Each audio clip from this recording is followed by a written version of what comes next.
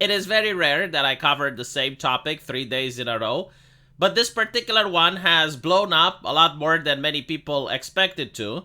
It even surpassed my expectations, and there were many hashtags trending at the same time, such as hashtag bankrupt PayPal and hashtag PayPal go woke go broke.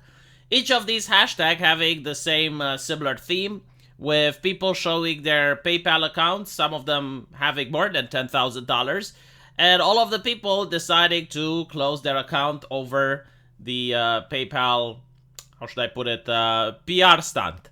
Now, what's interesting is that initially PayPal said that it's a mistake, but a lot of people on Twitter have went and did the research. They did the investigative journalism from their mother's basement, like Susan Wojcicki likes to call it, and they have shown that it is incredibly unlikely for this to be a mistake. As I mentioned in the previous video, I don't think PayPal is a mom and pop's upstarting company.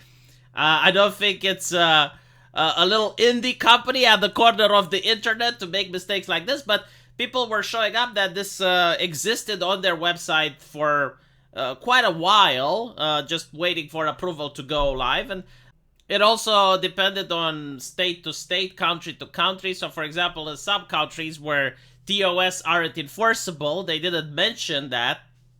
Very interesting. And then there were other parts on their website where PayPal said that it will enlarge the number of things that people can get into trouble. And that was silently removed. So yeah, people aren't buying that this was like an oopsie doopsie.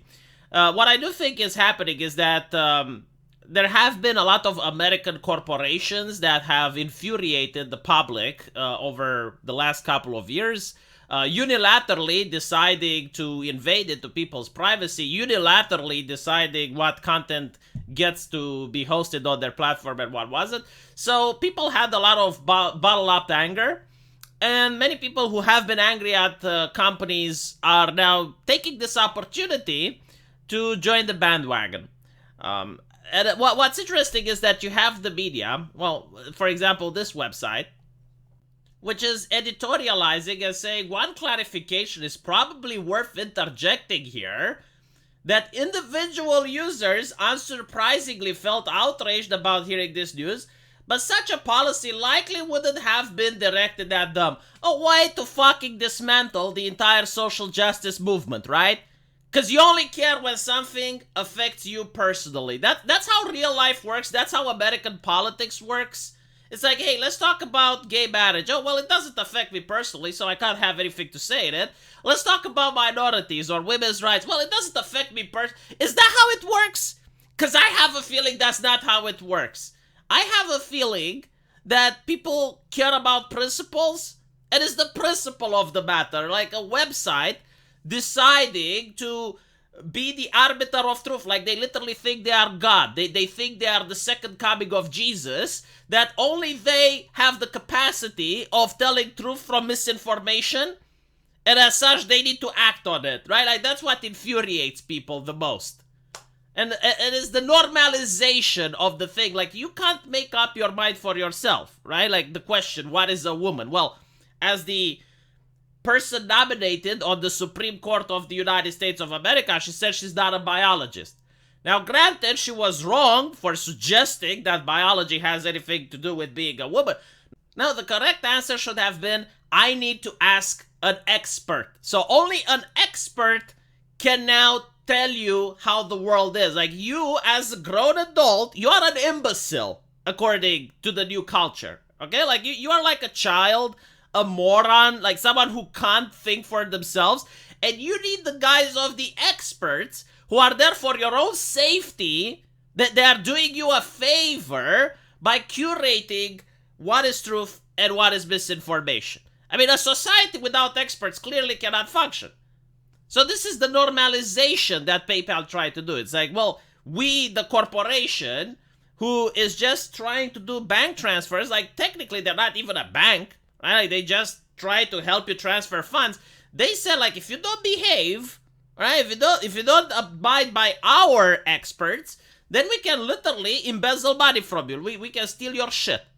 So people don't like this, you know, even if it's directed at them or not. Like, obviously, there are people who aren't even political, who don't even care about it. But even then, like, let's assume that I'm a user who's not affected. Now, maybe I support a politician. Maybe I like listening to a radio talk show host. Or maybe I like participating into the culture. Why would I allow PayPal to decide who am I allowed to listen or not? Because, like, when you infringe of someone's free speech, right? Like, let's say you go after Tucker Carlson or whomever. You go after Steven Crowder. Like, when you go after these people, you're not hurting them. You're also hurting the people that want to listen. And usually there's millions of people, tens of millions of people that want to listen to these talk show hosts. I mean, they went after Joe Rogan. They went after Jordan Peterson. It's not even like right-wingers. It's even people on the left. If they can, they would go after J.K. Rowling. So no, like, there needs to be a stopping point to this. How about you fuck off and you let me decide who I want to listen to?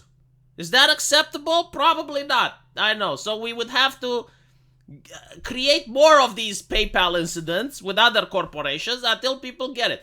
Because what's interesting here is that it actually works. Okay? Like, right-wingers and people in the center can say no to these corporations. Unfortunately, it does take a while. It does take a lot more people. It does take a lot bigger effort.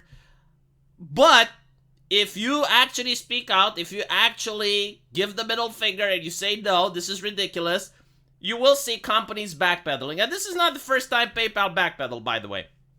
I think it's the fourth or the fifth. But if you're silent, well, it means that you give your tacit approval, right? So if you're tacitly approving companies on doing this, well, the future isn't going to look very nice. It's probably going to be like the cyberpunk dystopia where the corporations get to do whatever they want. So in this particular case, PayPal apparently lost 6% of its stocks. I mean, this is massive within just a couple of days. Like, 6% for PayPal translates into a lot of money. And there's no reason to think that it's going to stop anytime soon. I mean, eventually, it will definitely do reach a bottom. But from what I'm looking, the people that are pushing these hashtags and these threads, which mostly are just not political people, because I'm looking at their accounts and I see what else they've been talking about. Like, they're not explicitly political, but they are using these hashtags. And I do think that it will take a couple of days for the stocks of PayPal to stabilize before, if even, they're going to start rising up. What PayPal is mostly afraid, of course, is that other payment processors can take its place. And that's the biggest concern that they have, which is why they backpedal so hard. Let me know what you guys think, though. And as usual, I will see you in the comment section. Take care.